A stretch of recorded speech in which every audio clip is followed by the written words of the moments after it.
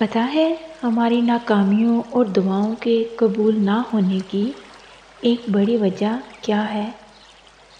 ہم بس دعا ہی کرتے رہتے ہیں، عملی طور پر کچھ بھی نہیں کرتے۔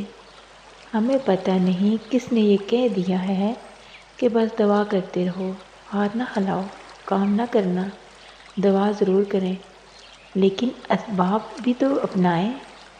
مثال کے طور پر اگر آپ کہیں جانا چاہتے ہیں تو کیا آپ گھر میں بیٹھے بیٹھے ہی دعاؤں سے وہاں پہنچ جائیں گے؟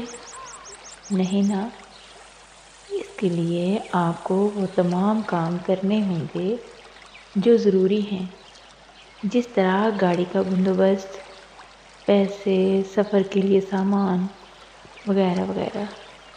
بالکل ایسے ہی اگر آپ کچھ حاصل کرنا چاہتے ہیں، کچھ خواب دیکھے ہیں تو اس کو پورا کرنے کے لیے اسباب کو بھی استعمال کریں، پھر دعا کریں۔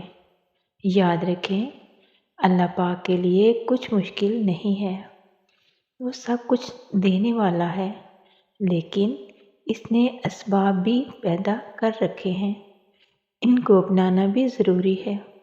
جیسے کہ نبی پاک صلی اللہ علیہ وآلہ وسلم کے ایک صحابی نے اپنا گھوڑا کھلا چھوڑ دیا۔ حضور پاک صلی اللہ علیہ وآلہ وسلم نے پوچھا کہ ایسا کیوں کیا؟ تو وہ کہنے لگا، اللہ پاک پر توکل رکھتا ہوں، اور اللہ پاک پر توکل کر کے چھوڑ دیا ہے۔ نبی پاک صلی اللہ علیہ وآلہ وسلم نے فرمایا، پہلے اس کو باندھیں، پھر اللہ پاک پر توکل کریں۔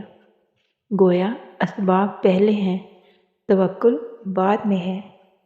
آپ وہ سب حاصل کر سکتے ہیں جس کے لیے آپ دعا کے ساتھ ساتھ کوشش کرتے ہیں۔ میرے رب کو محنت کرنے والے بہت پسند ہیں۔ پہلے محنت کریں، پھر توکل کریں، پھر دیکھیں کیسے آپ کی پسند آپ تک آتی ہے، کیونکہ وہ ہر چیز پر قادر ہے۔ بے شک ان اللہ علی کل شیء قدیر۔ جزاک اللہ۔